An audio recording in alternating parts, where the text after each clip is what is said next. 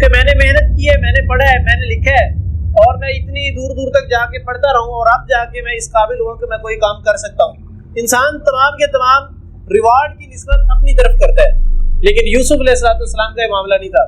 انبیاء اور نیک لوگوں کا معاملہ یہ نہیں ہوتا، وہ اچھی چیزوں کی نسبت اللہ تعالیٰ کی طرف کرتے ہیں۔ وہ کہتے ہیں کہ اللہ تعالیٰ نے ہی مجھے علم سکھایا خوابوں کی تعبیر کا، اللہ تعالیٰ نے ہی مجھے بادشاہت عطا کی، میرا کوئی کمال نہیں تھا۔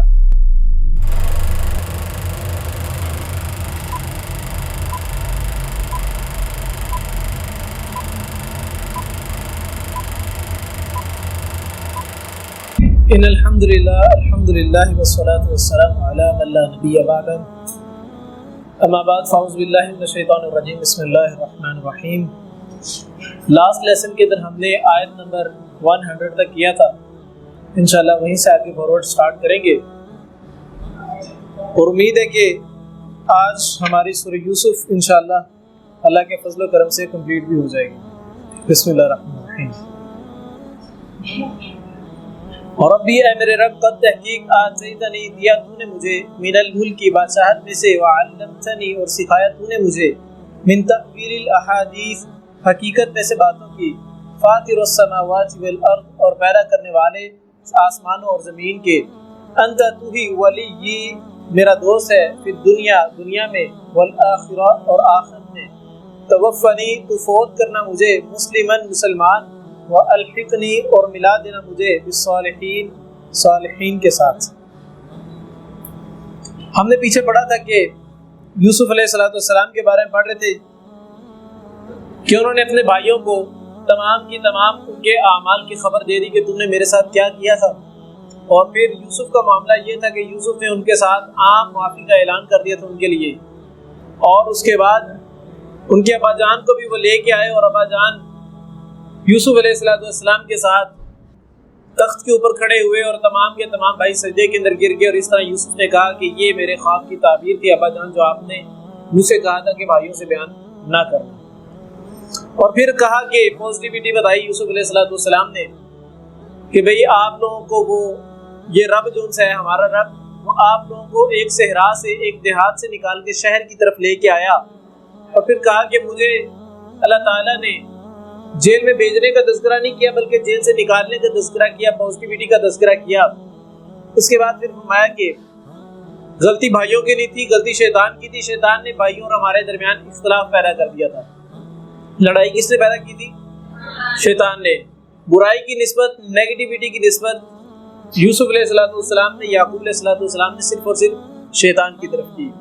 اور پھر فرمایا کہ ان ربی لطیف لما یشاء، بے شک رب میرا بہترین تدبیر کرنے والا ہے اس کی جو وہ چاہتا ہے۔ اللہ تعالیٰ جو چاہتا ہے اس کے لیے پوری پلاننگ تیار کر لیتا ہے۔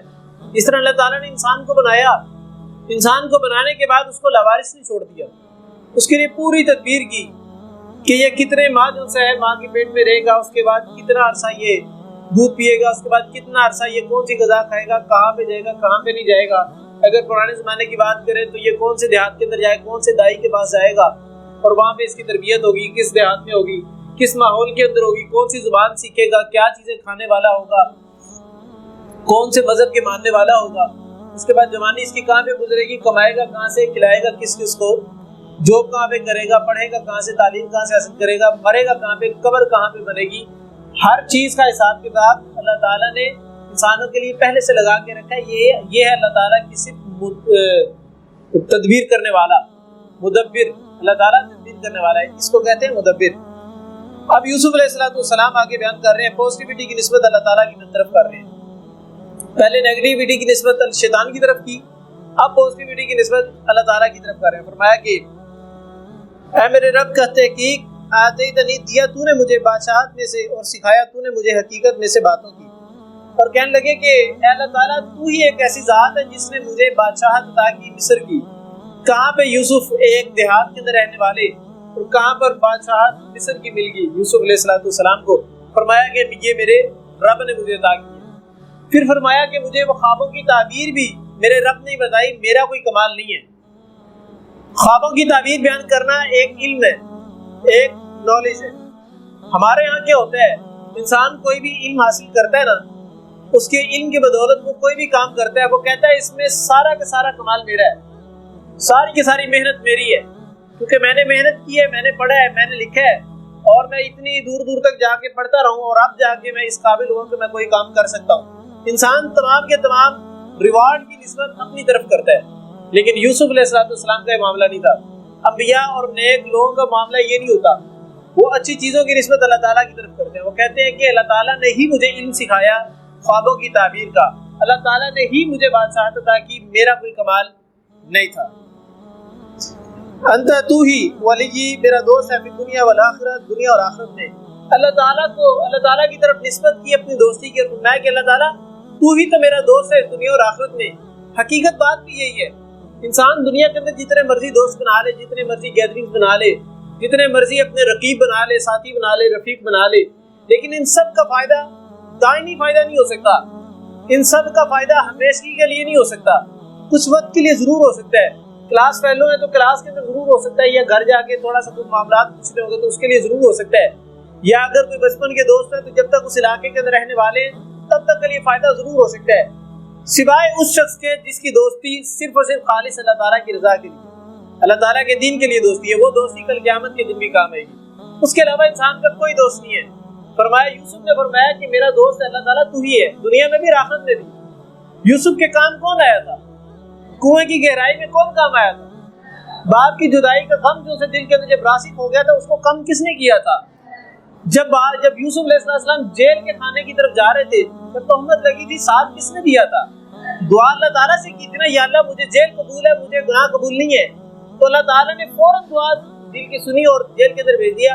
پھر جیل کے اندر بھی اللہ نے یوسف علیہ السلام کو عزت والا مقام دیا کہ بھئی یوسف جو سے ہیں ان کو تعویل الاحادیث سکھایا ہے، خوابوں کی تعبیر کا علم سکھایا ہے، اور جیلر بھی جو سے ہیں، جو جیل میں رہنے والے لوگ ہیں، گناہگار لوگ، وہ بھی یوسف کو دیکھ کے کہتے ہیں کہ یوسف آپ تو محسن ہیں، آپ تو نیک بندے ہیں، آپ کو اپنے احسان کرنے والا پایا ہمیشہ سے۔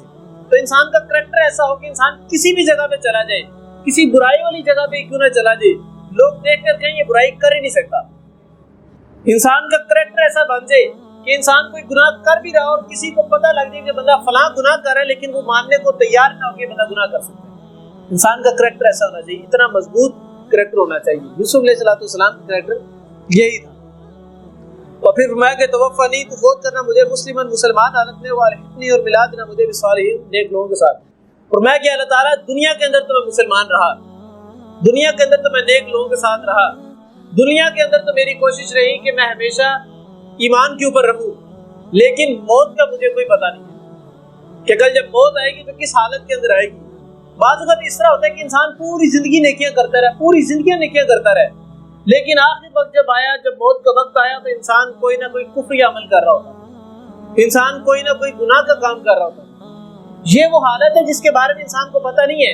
انسان کو ہمیشہ اللہ تعالیٰ سے دعا کرنی چاہیے، یا اللہ میرا خاتمہ ایمان پہ کرنا، میرا خاتمہ کلمے کی حالت میں کرنا۔ اللہ کے نبی علیہ السلام نے فرمایا، جس بندے کی زبان سے آخری کلمہ شہادت کا نکلا، توحید کا کلمہ نکلا، لا الہ الا اللہ محمد رسول اللہ کا نکلا، فدخل الجنہ، وہ جنت میں جائے گا بغیر حساب کتاب۔ اللہ کے نبی نے کہہ دیا سو کہہ دیا، وہ جنت کے اندر ہی جائے گا۔ دوسرا کوئی سوال کرنا بنتا ہی نہیں ہے کہ کیسے جنت کے اندر چلا جائے گا، پوری زندگی گناہ کیے، کیا اس کا عدل نہیں کیا جائے گا؟ یہ سوال کرنے ہی نہیں بنتے۔ کیوں؟ اللہ کے نبی نے کہہ دیا جنت میں داخل ہو جائے گا، تو گویا کہ وہ جنت میں ہی داخل ہوگا، اس کے علاوہ کوئی دوسرا چانس نہیں ہے۔ یوسف نے وہی بات بیان کی، وہی بات اللہ تعالیٰ سے دعا کی صورت میں کی کہ یا اللہ جب میری موت آئے تو میں مسلمان حالت میں ہوں، والحقنی بالصالحین، اور موت کے بعد دنیا میں تو میری کوشش رہی کہ میری گیدرنگ اچھی ہو، میرے جو گیدرنگ کے لوگ ہیں، جو میری سراؤنڈنگز ہیں، وہ اچھے لوگوں کی ہو، نیک لوگوں کی ہو، برے لوگوں کی نہ ہو، اچھے کریکٹر والے لوگوں کی ہو۔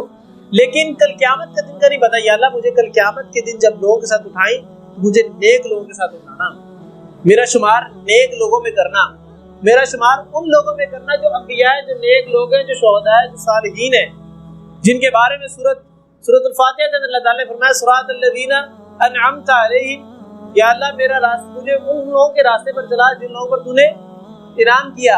اللہ تعالیٰ نے قرآن کے ایک اور مقام پر فرمایا کہ اللہ تعالیٰ نے فرمایا کہ انعام ان لوگوں پر کیا گیا جو کہ نیک لوگ ہیں، انعم اللہ من النبیین والصدیقین والشہداء والصالحین۔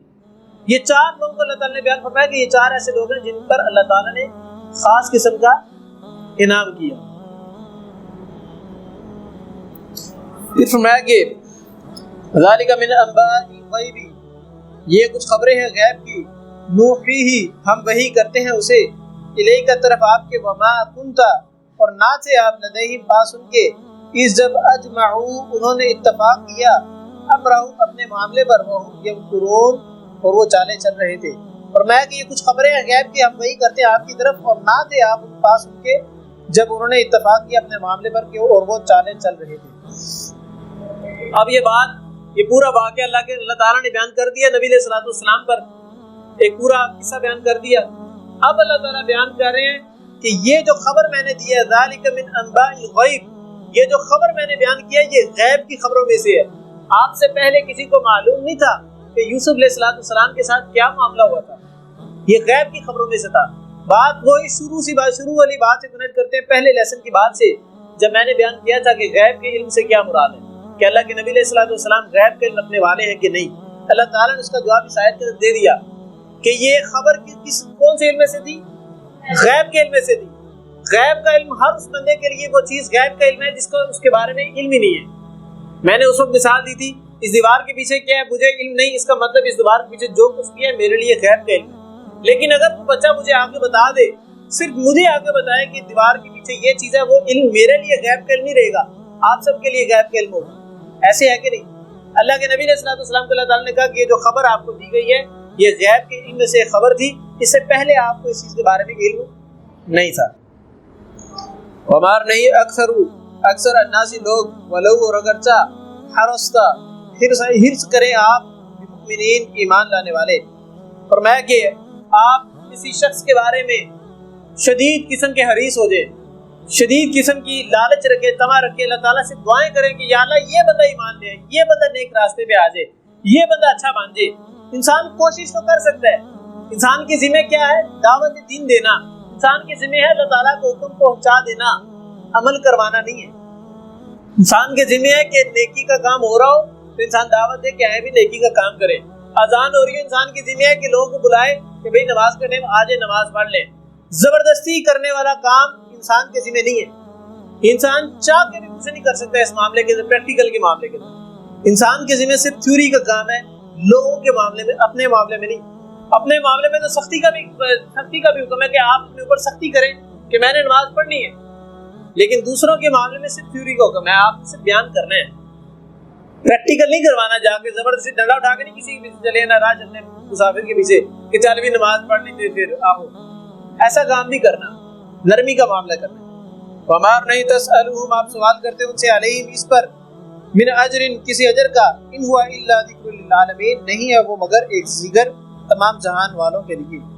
فرمایا کہ نہیں آپ سوال کرتے اس پر کسی اجر کا، یعنی اللہ کے نبی علیہ الصلوۃ والسلام کے بارے میں کہا جا رہا ہے کہ آپ لوگوں کو دین کی طرف بلاتے ہیں، لوگ نہیں آتے، حالانکہ آپ ان سے کوئی ریوارڈ تھوڑا لینا چاہتے ہیں، آپ ان سے کوئی پیسے تھوڑا لینے کہ بھئی میں تمہیں دین کی طرف لے کے آ رہا ہوں، لہذا مجھے پیسے دو۔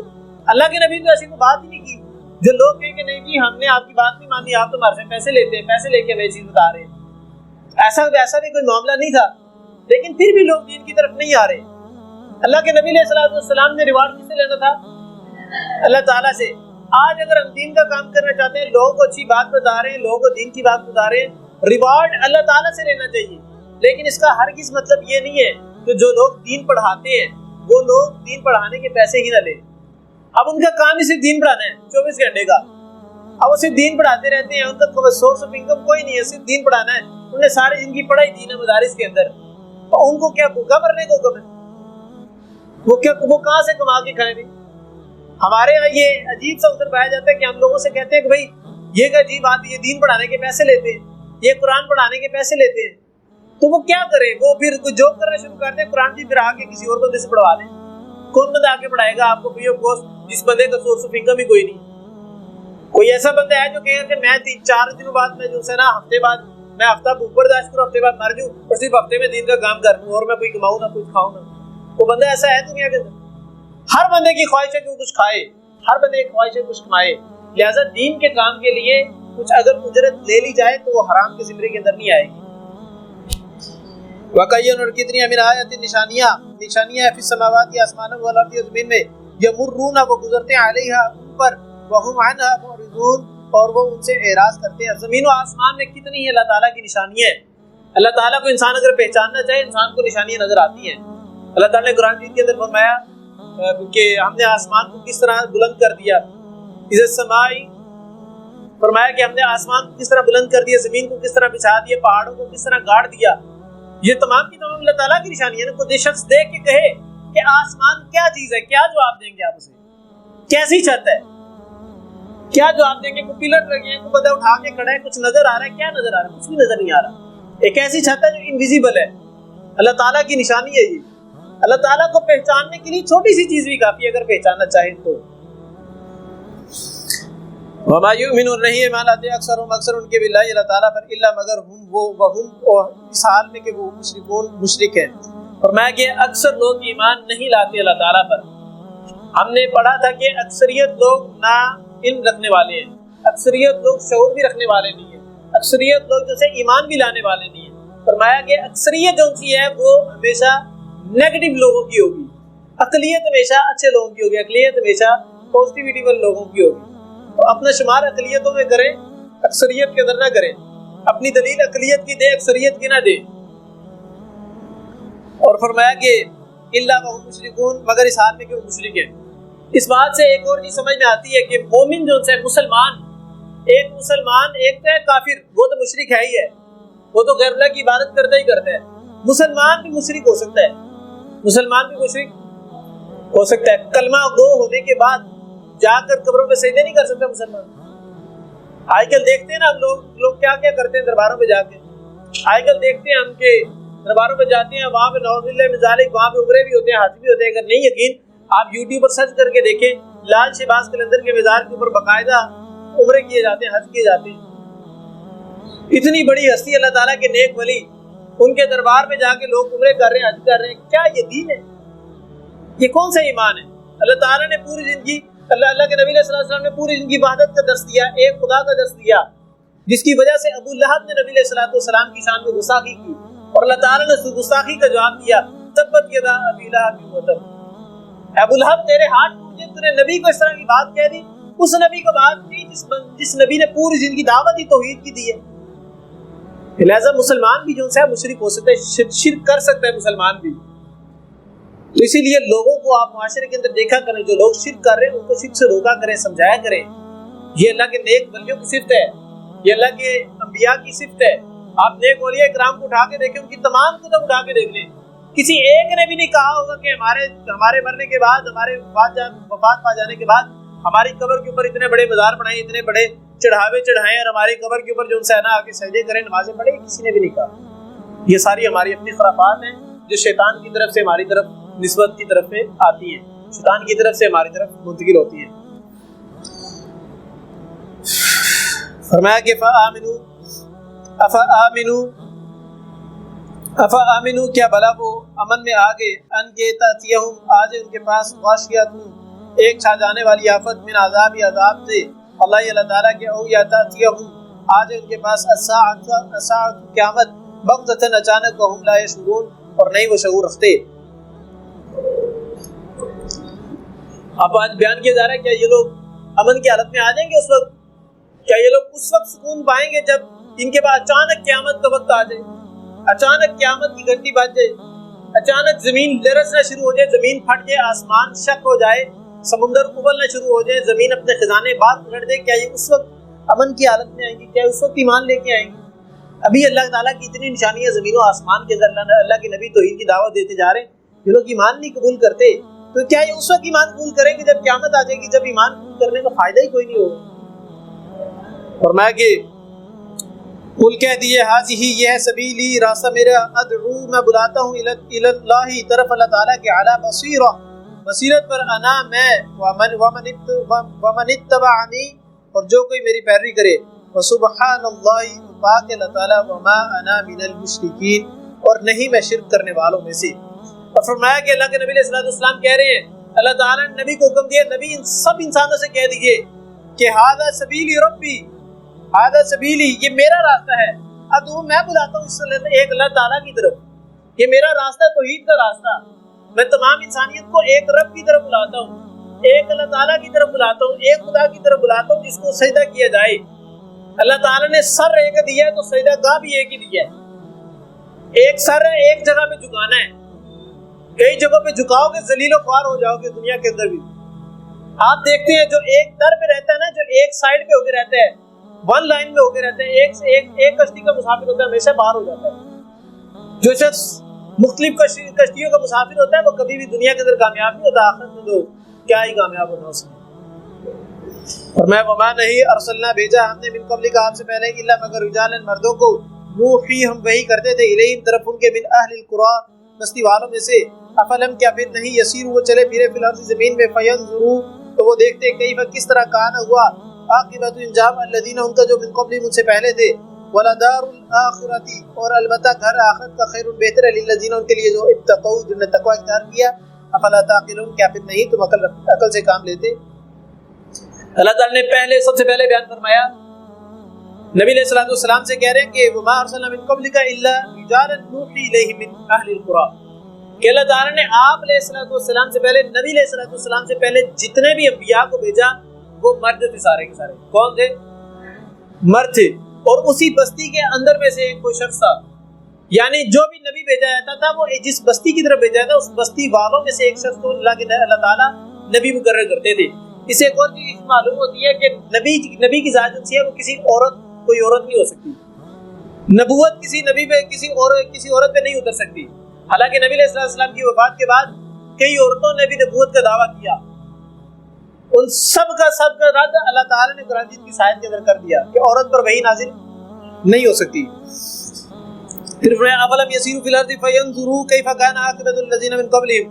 اب اللہ تعالیٰ ٹورزم کا مقصد بیان کر رہے ہیں، سیر و سیاحت کا مقصد بیان کر رہے ہیں کہ انسان ٹور پہ نکلتا ہے، سیر سپاٹے کرنے جاتا ہے، اس کا مقصد کیا ہونا چاہیے؟ فینظروا کیف کان عاقبۃ للمتقین عاقبۃ الذین من قبلہم، کہ کیا وہ دیکھتے نہیں ہیں کہ لوگوں کا انجام کیا ہوا ہے؟ جنہوں نے نیک کام کیا ان کا انجام نیک ہی ہوا ہے، جنہوں نے برے کام کیا ان کا انجام برا ہی ہوا ہے۔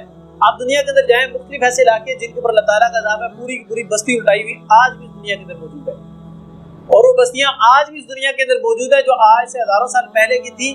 اللہ تعالیٰ کی رحمت ان کے اوپر موجود تھی، آج بھی اسی طرح سرسبز و شاداب ہے جس طرح آج ہزاروں سال پہلے تھی۔ جس طرح شام کی سرزمین ہے، شام کا علاقہ نا، شام کا وہ سب سے زیادہ بابرکت علاقہ ہے اس پوری زمین پہ اوپر جو برکت علاقے ان میں سے ایک مکہ، مدینہ اور شام کا علاقہ ہے۔ شام کا علاقہ وہ ہے جس میں سب سے زیادہ نبی بھیجے گئے، سب سے زیادہ انبیاء کو بھیجا گیا، اتنا بابرکت علاقہ ہے۔ کیا یہ لوگ سیر سپاٹے نہیں کرتے، چلتے پھرتے نہیں، دیکھتے نہیں کہ اللہ تعالیٰ نے پہاڑوں کو کس طرح زمین میں گاڑ کے رکھے ہیں؟ ایک پہاڑ ادھر موجود ہے تو ایک پہاڑ کو ہمالیہ کا موجود ہے، ایک پہاڑ جو ہے وہ گوکیرتر کا موجود ہے، کہاں پہ پہاڑ موجود ہیں۔ اللہ تعالیٰ نے، آپ سائنس پڑھ کے دیکھیں، تمام کے تمام پہاڑ آپس میں زمین کے اندر کنیکٹڈ ہیں۔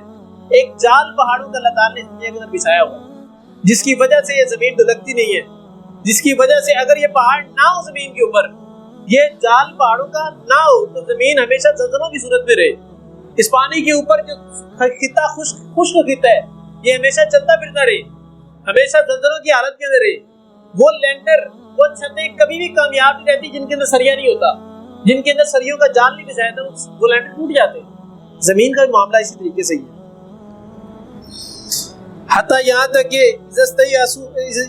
اذا جب نا امید ہو گئے رسول وظنوا اور انہوں نے سمجھا انہم کہ بے شک وہ قد تحقیق کذبوا وہ جھوٹ بولے گئے، جاءہم آ گئی ان کے پاس نصرنا مدد ہماری، فنجیا بچا لیا گیا من نشاء اس کو جسے ہم چاہتے ہیں، ولو اور نہیں یرد پھیرا جاتا بأسنا عذاب ہمارا عن القوم المجرمین مجرم لوگوں میں سے، لقد البتہ ہے کہ کانا ہے فی قصصہم ان کے قصوں میں عبرت لأولی الالباب عقل والوں کے لیے، ما نہیں کانا ہے حدیثا ایسی بات یفترا جو کھڑ لی گئی، ولیکن اور لیکن تصدیق الذی اس کی جو بین یدیہ اس سے پہلے ہے، وہ تفصیل ہے کلی ہر شیء چیز کی، وہدن اور ہدایت اور رحمت للقوم یؤمنون ایمان لانے والے لوگوں کے لیے۔ فرمایا کہ یہ قصہ جو ان سے ہے یہ عبرت ہے، ایک نشانی ہے ان لوگوں کے لیے، اولی الالباب عقل والے لوگ۔ یوسف علیہ السلام کا قصہ ہم نے پڑھا ہے، اللہ تعالیٰ نے خود کہا یہ پورا کہ پورا قصہ صرف عقل والے لوگوں کے لیے ہے۔ جو اس میں سے بیٹھ کے پریکٹیکل کے پوائنٹس نکالیں گے، اپنی زندگی کے لیے عملی نکات نکالیں گے، ان کو فائدہ سورہ یوسف کا پڑھنے کا ہوگا، اس کے علاوہ کسی اور شخص کو فائدہ نہیں ہو سکتا۔ اس شخص کو کبھی بھی قرآن مجید پڑھنے کا فائدہ نہیں ہو سکتا جو قرآن مجید کو پڑھتا ہی صرف نیکیوں کے اصول کے لیے۔ قرآن مجید نازل کیا گیا ہدایت کے لیے، ہدی للمتقین، متقی لوگوں کی ہدایت کے لیے نازل کیا گیا، نہ کہ ثواب کمانے کے لیے۔ ثواب تو ملنا ہی ملنا ہے، لیکن انسان کا موٹیو جو ان سے، انسان کا گول جو ان سے ہے وہ ہدایت ہونی چاہیے۔ اللہ تعالیٰ نے فرمایا کہ یہ ہدایت ہے لوگوں کے لیے، اور رحمت ہے لقوم یؤمنون، ان لوگوں کے لیے جو ایمان لانے والے لوگ ہیں۔ قرآن مجید رحمت کس طریقے سے ہو سکتا ہے؟ جواب دیں، قرآن مجید رحمت کس طریقے سے ہو سکتا ہے؟ اس کے اندر ہمارے لیے ہدایات ہیں۔ دوسری چیز، اس کو پڑھنے سے ثواب ہوتا ہے، وہ بھی رحمت اللہ تعالیٰ کی۔ تیسری چیز، جب اس کو پڑھیں گے عملی نکات نکلیں گے، اب زندگی کے اندر عمل کریں گے، ہماری دنیا بہتر ہو جائے گی، یہ بھی اللہ تعالیٰ کی رحمت ہے۔ چوتھی چیز، کل قیامت کے دن یہ قرآن مجید پڑھنے اپنے پڑھنے والوں کی سفارش بھی کرے گا، یہ بھی اللہ تعالیٰ کی رحمت ہے۔ یہ ساری رحمتیں ہیں نا اللہ تعالیٰ کی، یہ ساری کی ساری کن لوگوں کے لیے؟ لقوم یؤمنون، جو ایمان لانے والے لوگ ہیں۔ قرآن مجید پر ایمان لانا یہی سب سے بڑی چیز ہے۔ ایمان لانے سے مراد صرف قولی طور پہ ماننا نہیں ہوتا، زبانی کلامی ماننا نہیں، ایمان لانے سے مراد اس پر عمل بھی ہوتا ہے۔ قرآن مجید کو پڑھتے جائیں، عمل کرتے جائیں۔ عمل تب ہوگا جب آپ قرآن مجید کو پڑھیں گے، سمجھ کے پڑھیں گے، ترجمے کے ساتھ پڑھیں گے۔ ہم ناظرے کے ساتھ قرآن مجید کو پڑھتے ہیں صرف اور صرف ناظرے کے ساتھ، لہذا قرآن مجید کو سمجھ کے پڑھنا چاہیے۔ تو یہ ہماری الحمدللہ اللہ تعالیٰ کے فضل و کرم سے سورہ یوسف کمپلیٹ ہو چکی ہے۔ اللہ تعالیٰ سے دعا ہے کہ اللہ تعالیٰ اس سورت کو پڑھنے کی وجہ سے جو ہم نے چیزیں سیکھی ہیں، اللہ تعالیٰ اس وجہ سے ہمارے دلوں کو جو سے نرم کر دے، ہمارے دلوں میں موجود غموں کو ختم کر دے، ہمیں دنیا کے اندر حقیقی محبت عطا کر دے، اور ہمیں دنیا کے اندر ہمارے پہ آنے والی مشکلات کو دور کر دے، ہماری ڈپریشن کا حل نکال دے، ہماری مشکلات کو دور کر دے۔ آمین۔ سبحانک اللہم و بحمدک، اشہد ان لا الہ الا انت، استغفرک و اتوب الیک۔ ہاں جی، آج کے سبق سے کیا سیکھا ہم نے؟ ہمیں نہ خود شرک کرنا چاہیے، اور اگر شرک کر رہا ہو تو اس کو روکنا چاہیے۔ اور کوئی بات، انسان کا بہترین دوست اللہ تعالیٰ کی ذات ہے، دنیا اور آخرت دونوں۔ انسان کا کریکٹر ہمیشہ اچھا ہونا چاہیے۔ اور کوئی بات،